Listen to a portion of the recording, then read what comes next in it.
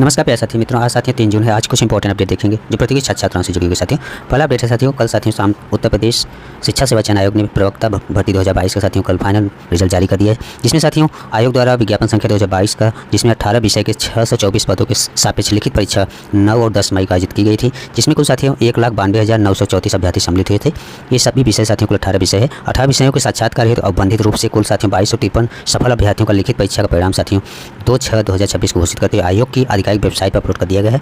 साथियों जिसका अभ्यर्थी अवलोकन कर सकते हैं। आयोग द्वारा लिखित परीक्षा में अवबंधित रूप से सफल अभ्यर्थियों का विषयवार श्रेणीवार साक्षात्कार तिथि का विवरण तथा आवश्यक दिशा निर्देश आयोग की वेबसाइट पर साथियों आज यानी 3 जून को उपलब्ध किया जाएगा आयोग द्वारा। और साक्षात्कार सूचना अभ्यर्थियों के द्वारा प्रदान किए गए ईमेल आईडी या मोबाइल नंबर या SMS के माध्यम से आप लोगों को सूचित किया जाएगा। सफल अभ्यर्थी साक्षात्कार तिथि से 10 दिन पूर्व अपना साक्षात्कार पत्र डाउनलोड कर सकें।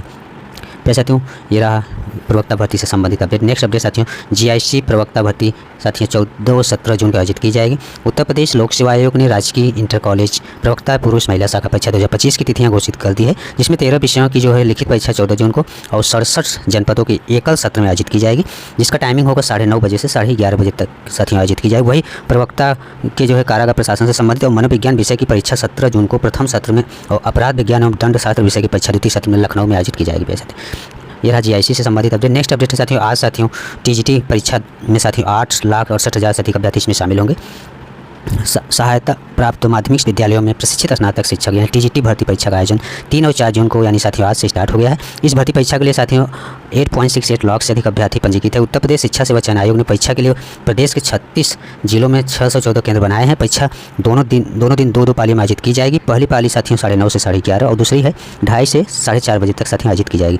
3 जून को प्रथम पाली में साथियों सामाजिक विज्ञान, शारीरिक शिक्षा विज्ञान, उर्दू विषय की परीक्षा आयोजित की जाएगी, जबकि द्वितीय पाली में हिंदी, गणित, कृषि और संगीत विषय के प्रश्न पत्र शामिल होंगे। 4 जून को पहली पाली में अंग्रेजी, गृह विज्ञान और साथियों जीव विज्ञान, संगीत, वादन तथा दूसरी पाली में संस्कृत, वाणिज्य और कला विषय की परीक्षा आयोजित की जाएगी। परीक्षा केंद्र पर पहली पाली के लिए सुबह साथियों आप लोगों को पहले मतलब कि 8:45 पर और द्वितीय पाली के लिए साथियों 1:45 पर प्रवेश बंद कर दिया जाएगा, इसलिए 1 से 1.5 घंटे पहले आपको पहुंचना है। और सभी अभ्यर्थियों को 3 पासपोर्ट आकार की फ़ोटो ले जाना है, एक मूल पहचान पत्र और उसकी एक फ़ोटो कापी भी अपना छायाप्रति भी लेकर साथ जाना है। उसे साथियों लेते नहीं, लेकिन आप सबको अपने साथ रखना है। और परीक्षा में नेगेटिव मार्किंग नहीं होगी, यानी गलत उत्तर देने पर अंक नहीं काटे जाएंगे। सभी क्वेश्चन अटेम्प्ट करने होंगे। प्यारे साथियों, ये रहा TGT परीक्षा से संबंधित अपडेट। नेक्स्ट अपडेट देखेंगे। शॉर्ट हैंड में सभी फेल 331 पद खाली रह गए साथियों। इसमें कोई भी कैंडिडेट, कोई भी स्टूडेंट पास नहीं हुआ है। ये साथियों अपर निजी सचिव यानी APS के 331 रिक्त पद पर 32 माह बाद बिना चयन के शासन को वापस यानी अग्रेनित कर दिए गए हैं। ऐसा इसलिए किया गया क्योंकि इस भर्ती के दूसरे चरण में शामिल हुए 4000 से अधिक अभ्यर्थियों में कोई भी सफल नहीं हो सका। इस चरण में शॉर्ट हैंड यानी आंसू लेखन और टाइप टेस्ट होना था और शॉर्ट हैंड में अभ्यर्थियों को 1 मिनट में 80 शब्द लिखने थे। उत्तर प्रदेश लोक सेवा आयोग के सचिव गिरिजेश कुमार त्यागी की ओर से जारी सूचना में कहा गया है कि कोई भी अभ्यर्थी इतनी अवधि में 80 शुद्ध शब्द नहीं लिख सका। और APS की यह भर्ती 2023 की थी, जिसके लिए साथियों सितंबर 2023 में आवेदन लिए गए थे। पहले चरण की परीक्षा 7 जनवरी 2024 को हुई थी और 4 मार्च 2024 को घोषित परिणाम में 5,889 अभ्यर्थी द्वितीय चरण की परीक्षा के लिए सफल किए गए थे। और 28 जून से 18 जुलाई 2024 तक हुई द्वितीय चरण की परीक्षा में 4,240 अभ्यर्थी शामिल हुए, लेकिन इनमें से एक भी अभ्यर्थी नियमावलियों जो नियम उसके बनाए गए थे उसके अकॉर्डिंग साथियों और शासनादेश के अनुसार निर्धारित अवधि में शुद्ध आशुलेखन नहीं कर सका। इस कारण तीसरे चरण की परीक्षा के लिए कोई भी सफल ही नहीं हुआ और सभी पद साथियों शासन को वापस कर दिए गए। साथियों ये स्थिति रहा साथियों। 331 पद में एक भी विद्यार्थी इसमें सफल नहीं हो पाए। LT कला के 224 अभ्यर्थी निरस्त हुए हैं। उत्तर प्रदेश लोक सेवा आयोग ने सहायक अध्यापक प्रशिक्षित स्नातक श्रेणी परीक्षा 2025 के पुरुष और महिला शाखा के कला विषय के आवेदन पत्रों की जांच के बाद 224 अभ्यर्थियों का अभ्यर्थन निरस्त कर दिए गए हैं। आयोग की ओर से जारी सूचना के अनुसार सबसे अधिक 123 आवेदन इस कारण निरस्त किए गए हैं कि उन्होंने आवेदन पत्र की हार्ड कॉपी निर्धारित अंतिम तिथि 20 अप्रैल तक आयोग के कार्यालय में जमा नहीं कराई और शेष को विभिन्न अन्य तकनीकी या पात्रता संबंधी कारणों से निरस्त किया गया है। अभ्यर्थी अपना प्रत्यावेदन 8 जून तक दे सकते हैं। आयोग में साथियों जाकर अपना प्रत्यावेदन दे सकते हैं। नेक्स्ट अपडेट है ये साथियों, इलाहाबाद हाईकोर्ट में RO-ARO के लिए करे आवेदन। साथियों इलाहाबाद हाईकोर्ट ने RO-ARO और कंप्यूटर असिस्टेंट के लिए पदों पर भर्ती के लिए आधिकारिक नोटिफिकेशन जारी कर दिया। उम्मीदवार इलाहाबाद हाईकोर्ट की आधिकारिक वेबसाइट पर जाकर ऑनलाइन आवेदन कर सकते हैं।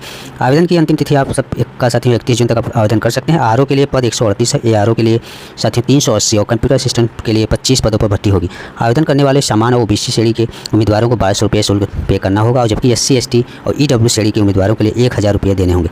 किसी भी मान्यता प्राप्त संस्थान से स्नातक की डिग्री होनी अनिवार्य है। साथ ही आवेदकों के पास O लेवल का कंप्यूटर सर्टिफिकेट होना भी आवश्यक है और विभिन्न पदों के लिए न्यूनतम आयु 18 से 21 वर्ष और अधिकतम आयु 35 वर्ष निर्धारित की गई है।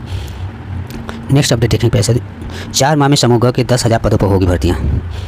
अधीनस्थ सेवा चयन आयोग ने जून से सितंबर तक 4 माह में समूह के 10,445 पदों पर भर्ती के लिए परीक्षा और साक्षात्कार कराने जा रहा है। आयोग के अध्यक्ष NS साबत ने भर्ती, परीक्षा और साक्षात्कार संबंधी कार्यक्रम मंगलवार को साथियों मंजूरी दे दी है। आयोग के परीक्षा नियंत्रक सुभाष चंद्र प्रजापति की ओर से परीक्षा और साक्षात्कार संबंधी कार्यक्रम जारी कर उसमें अनुदेशक टर्नर के 2 पद, अनुदेशक बेसिक कस्मेटोलॉजी के 13 पदों के लिए साक्षात्कार इसी माह होगा। वन रक्षक, वन जीव रक्षक के 709 पदों की चिकित्सा परीक्षा 15 से 22 जून तक होगी। अनुदेशक मशीनिस्ट के 3 और सहायक सांख्यिकी अधिकारी के 49 पदों के लिए इसी तरह साक्षात्कार होगा। फार्मासिस्ट के लिए 564 पदों के लिए 29 जून को लिखित परीक्षा होगी और प्रदूषण नियंत्रण में संयुक्त संवर्ग के 93 पदों की परीक्षा भी 29 जून को आयोजित की जाएगी और BCG तकनीशियन के 255 पदों की परीक्षा 30 जून को होगी। अनुदेशक फैशन टेक्नोलॉजी के 13 पद, अनुदेशक ड्रेस मेकिंग के 4 और अनुदेशक स्विंग टेक्नोलॉजी के 3 और अनुदेशक मैकेनिकल मोटर व्हीकल के 4 पदों के लिए जुलाई में साक्षात्कार होगा। साथियों अधीनस्थ सेवा चयन आयोग से संबंधित अपडेट। नेक्स्ट अपडेट है प्यारे साथियों, अगस्त में अवर अधीनस्थ, सितंबर में आबकारी परीक्षा की भर्ती होगी। साथियों ये उसी से संबंधित है।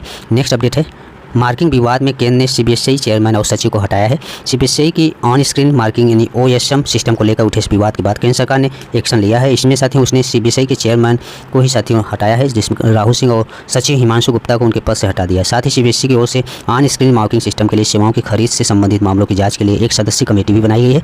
जाँच समिति 1 महीने के अंदर केंद्रीय कार्मिक और प्रशिक्षण विभाग ने DOPT को अपनी रिपोर्ट सौंपेगी और केंद्र ने IAS अफसर लोखंडे प्रशांत सीताराम को CBSE का नया चेयरमैन बनाया गया है। वह गृह विभाग में अतिरिक्त सचिव के रूप में कार्यरत हैं। सीनियर IAS अधिकारी वरुण भारद्वाज नए सचिव होंगे और सरकार ने मंगलवार की देर शाम नए चेयरमैन और सचिव की नियुक्ति का आदेश जारी कर दिया।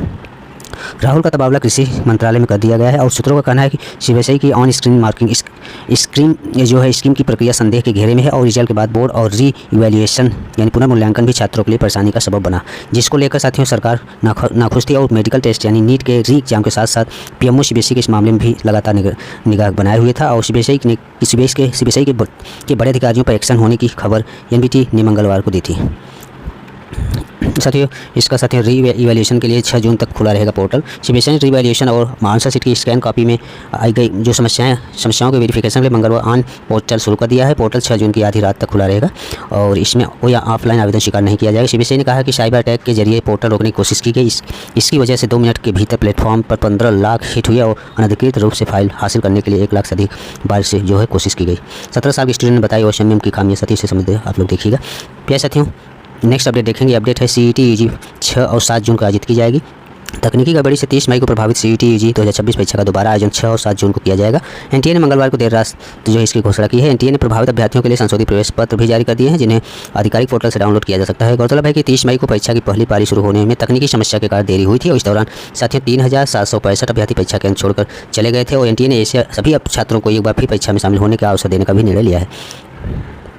यह प्यारे साथियों आज के कुछ इंपॉर्टेंट अपडेट। धन्यवाद।